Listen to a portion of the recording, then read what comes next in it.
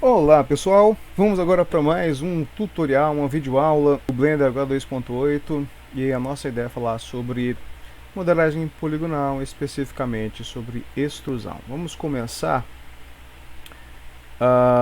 utilizando um círculo, por quê? Porque a gente vê como a gente pode fazer a partir de elementos não poligonais especificamente. Por exemplo, se eu tiver um círculo, eu não tenho nada para ser visualizado. O círculo é apenas bidimensional, então veja, aqui só fica o que está renderizado, eu não tenho nada. Assim que eu crio o círculo, ele vem com muitos pontos, vem com 32 vértices, que não é interessante para mim. Eu posso ter a partir de 3 e muitos, o que só vai, não, às vezes não faz diferença. E vamos fazer com 12. A princípio até parece estranho, mas nós vamos mostrar depois que isso não vai fazer muita diferença. Então, teclo Tab, entro no modo de edição.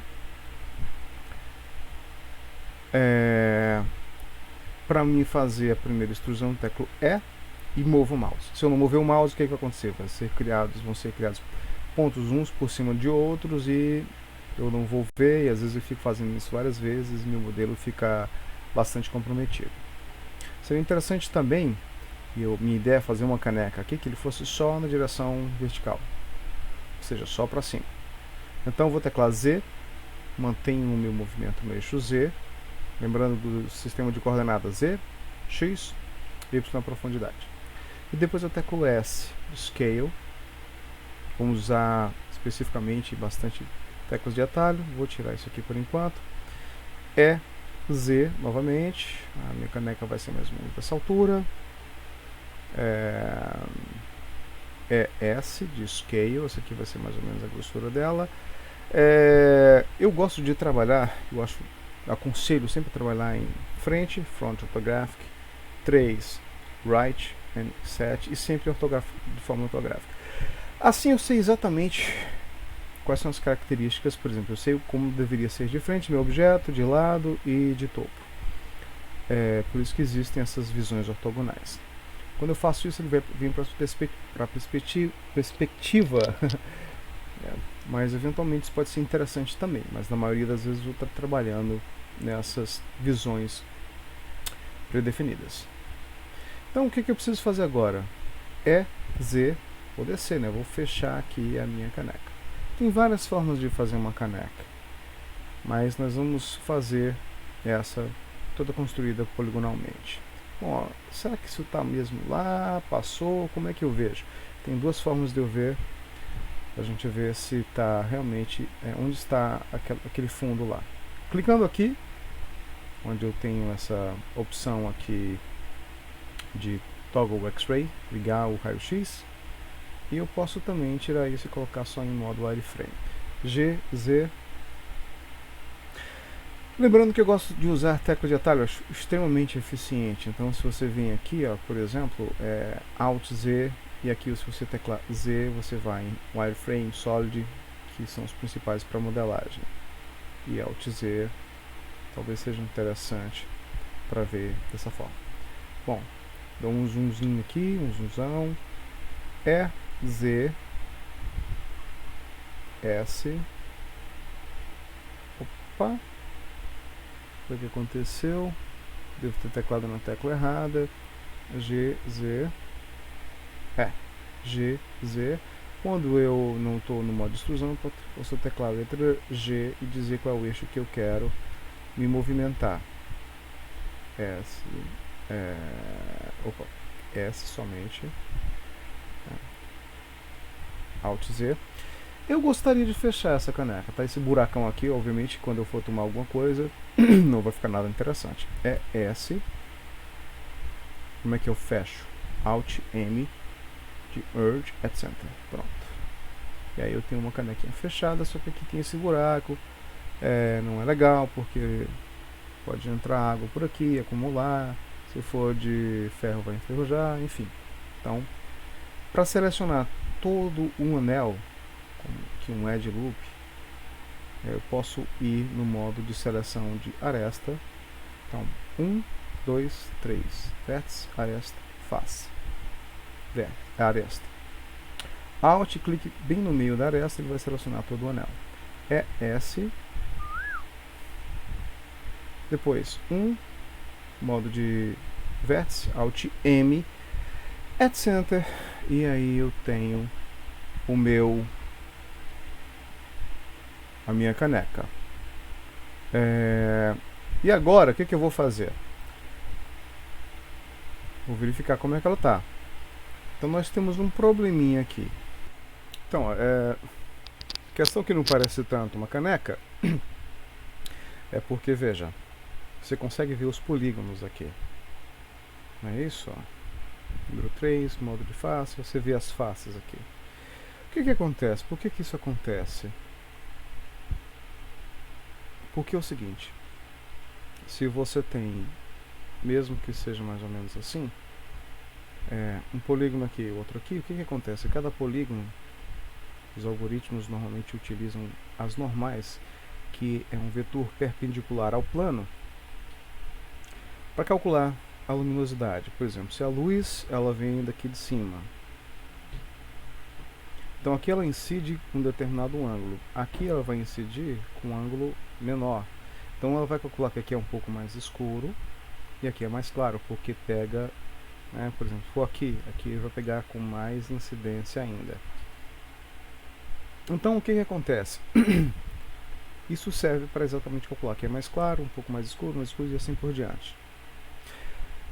Então, tem uma forma da gente fazer sem precisar colocar mais polígonos, que é a seguinte. Nós interferimos, fazemos uma suavização nas normais, exatamente nas quinas, para que pareça mais suave. Então, para fazer isso sem precisar gerar mais polígonos, o primeiro passo é dar um Shade Smooth. Então, ele suaviza essas normais e você não vê mais essas quinas. Acontece que esse objeto está com uma resolução muito baixa ainda. Você vê, de qualquer forma, que não está tão interessante assim. Então, o que é que nós precisamos fazer? Nós vamos ir para o modo de modificadores, para essa abazinha aqui, e adicionar um modificador Subdivision Surface. Aí veja que agora ficou realmente bem arredondado. O que acontece? Ficou arredondado, mas ficou estranho, Parece um barril, no caso. Nesse caso, o Subdivision Surface ele vai agir da seguinte forma. Quando ele pega uma quina mais ou menos assim, ponto aqui, ele vai suavizar. Só que ele vai suavizar da seguinte forma também. Veja, viewport apenas um, então ele vai gerar mais um elemento aqui. Por exemplo, se eu coloco o shade flat, eu volto mais ou menos como estava antes, eu vejo que a interpolação está bem resumida. Shade smooth ele volta.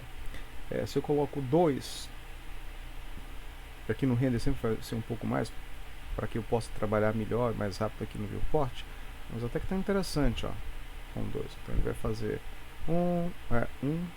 2, vai gerar uma interpolação um pouco melhor. Normalmente eu trabalho com o do viewport um pouco menor do que a do render, mas eu posso deixar as duas iguais. Muito bem, não está interessante também. Eu gostaria de ter realmente aquela grossura, ter ela um pouco mais grossa. Então o que eu faço?